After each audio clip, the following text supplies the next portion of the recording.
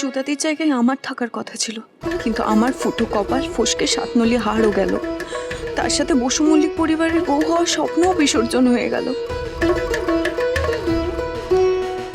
বাড়ির এক মেয়ের বিয়েতে অন্য মেয়ের চোখে জল, মানে একটা গল্প তো আছেই যেটা আমরা জানি না।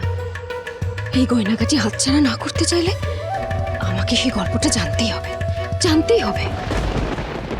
আরে ভাই, হ্যাঁ এই হারটা কত ভরি হবে রে? হালকা ওই ওজন তো করিয়ে আনিনি। উজবুক। আচ্ছা আপনি কি বলুন তো, ওই হার দিয়ে আপনার মা আপনার হবু ছেলের বউকে আশীর্বাদ করছে, আপনি কিনা ওই হারের ওজন জিজ্ঞেস করছেন? এরকম কেউ করে? হ্যাঁ, সুখে থাকো বাবা, সুখে থাকো। বাড়ির সব বড়দের আর হবু শ্বশুর শাশুড়িদের প্রণাম করে আশীর্বাদ নাও গে, যাও যাও।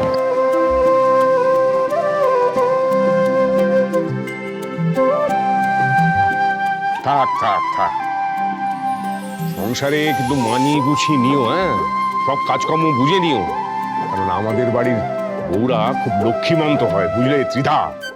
বাবা, ত্রিধা নয়, সুধা। ঠিক আছে ঠিক আছে। আরে বাবা, আমি তো ওকে বৌমা বলে ডাকবো, তোর নাম ত্রিধা কি সুধা আমার কি এসে যায়? ভালো থেকো, ভালো থেকো, ভালো থেকো, খুব ভালো থেকো। বৌদির কাছে যাও, বৌদির কাছে।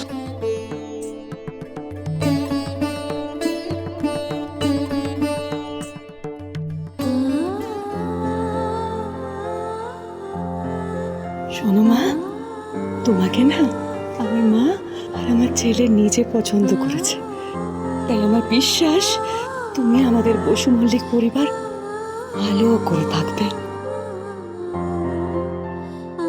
থাকবে তো বটেই বড় বৌমা, এই মেয়েই আমার দাদু ভাইয়ের জন্য যোগ্য বউ। এই জহুরির চোখ আসল হিরে চিনতে ভুল করেনি।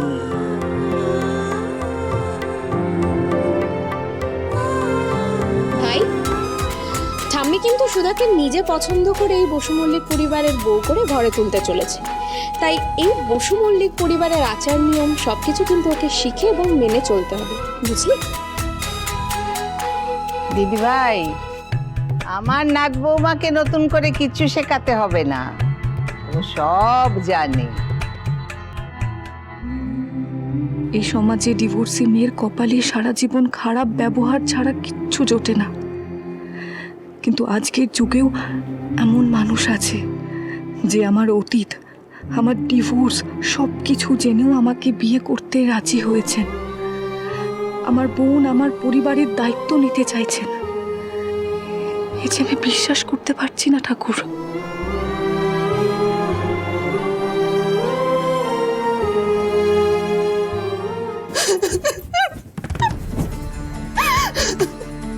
আর সুদাদের জায়গায় আমার থাকার কথা ছিল, আর সুদাদের এত বড় বাড়িতে বিয়ে হচ্ছে ও ডিভোর্সি হওয়ার সত্ত্বেও, আর সেখানে ও রাজরানী হয়ে থাকবে, আর আমার কি হবে?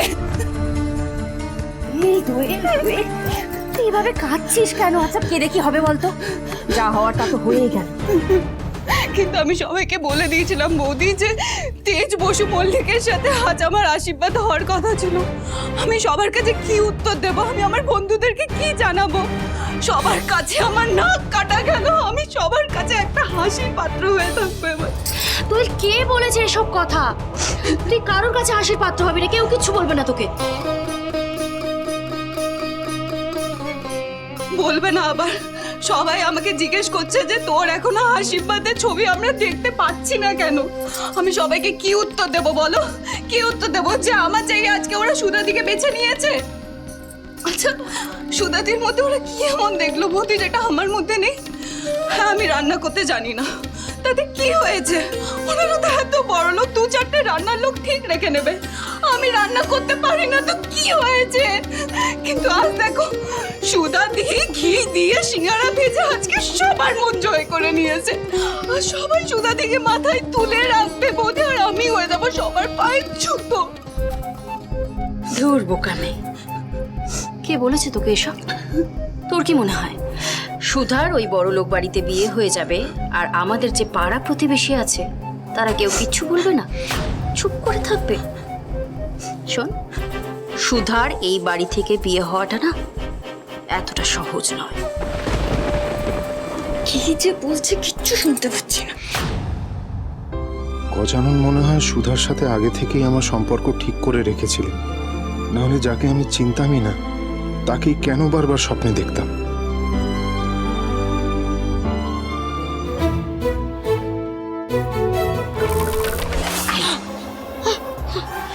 কি হচ্ছেটাকে চিরকুট?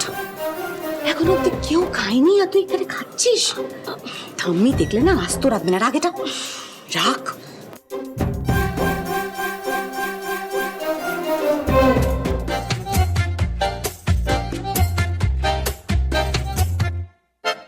इतनी सी हंसी इतनी सी खुशी इतना सा टुकड़ा चांद का ख्वाबों के तिनकों से चल बनाए आशियां दबे दबे पाँव से आए होले होले जिंदगी होठों पे कली चढ़ा के हम ताले लगा के चल অদ্ভুত ছেলে তো, আমার পেছন পেছনে ঘুরছে দেখছি।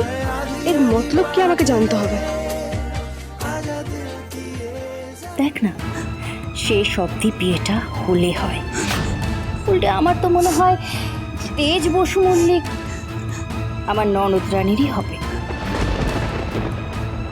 এখন শুধু সত্যিটা সামনে আসার অপেক্ষা, বুঝেছিস? এবার তুই হাস।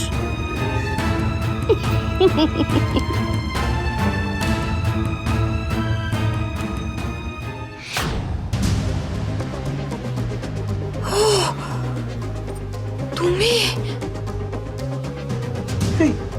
তুমি এরকম ভূত দেখার মতো চমকে উঠলে কেন? হ্যাঁ, আর এখানে এসব কি হচ্ছে? আরে বাবা, এই ঘরে তো আমি আগেও হারিয়ে পেতেছি। এই জানো, আরেকটু হলো না দাদাভাইয়ের কাছে আমি ধরা পড়ে যেতাম। আচ্ছা, এত যে হারি পাচ্ছ, কাজের কিছু খুঁজে বার করতে পারলে নাকি? এখনো পারিনি, কিন্তু কতদিন লোকাবে ওরা? ওই মেয়ের অতীতে তো কিছু একটা গোলমাল আছে, আর সেটা কি আমি ঠিক খুঁজে বের করবো। এই খুব ভালো কথা, সব তুমি বার করবে, কিন্তু এখন তোমার এই কোন থেকে না স্টপ করতে হবে। ঠাম্মি ওদিকে ডাক দেবে এক্ষুনি, চলো চলো চলো।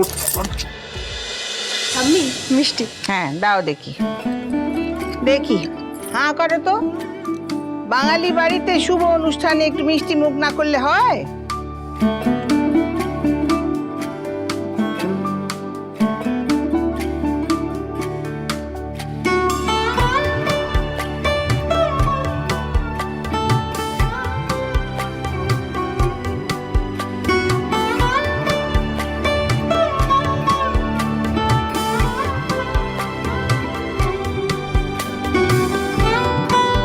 দাদু ভাই, এবার তুমি নিজেই এই আংটিটা আমার নাত বৌমাকে পরিয়ে দাও।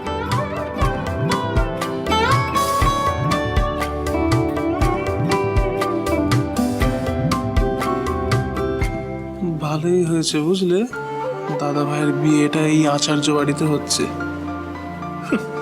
কোথায় আমার শ্বশুর বাড়ি আর কোথায় দাদা ভাইয়ের এই ভিকিরি মার্কা শ্বশুর বাড়ি। আমার না আজকে যে কি আনন্দ হচ্ছে, মনটা পুরো খুশিতে ভরে যাচ্ছে জানো। তুমি আমার বাপের বাড়ি এত সুনাম করছো। আশীর্বাদ করবো? আরে তোমার বাবা মা আমাদের বিয়েতে কি ভালো করে সব আয়োজন করেছিল, আর এখানে সব দায়িত্ব তো ঠাম্মিকেই নিতে হচ্ছে। তুমি একবার ভেবে দেখেছো, আত্মীয় স্বজনরা যখন জানবে যে দাদা ভাইয়ের এই ফিকিরি মার্কা বাড়িতে বিয়ে হচ্ছে, নাকটা কার কাটা যাবে শুনি? দাদা ভাইয়েরই তো কাটা যাবে। আর আমাদের তখন মানে ইজ্জতটা বাকিদের সামনে কতটা বেড়ে যাবে বলো? কি তাই না? আচ্ছা, তুমি যে বলেছিলে বিয়েটা তুমি বানচাল করে দেবে, এটা দেখছি আজই আংটি বদল হয়ে যাচ্ছে। দাঁড়াও না, কথা যখন দিয়েছি বানচাল তো করবই।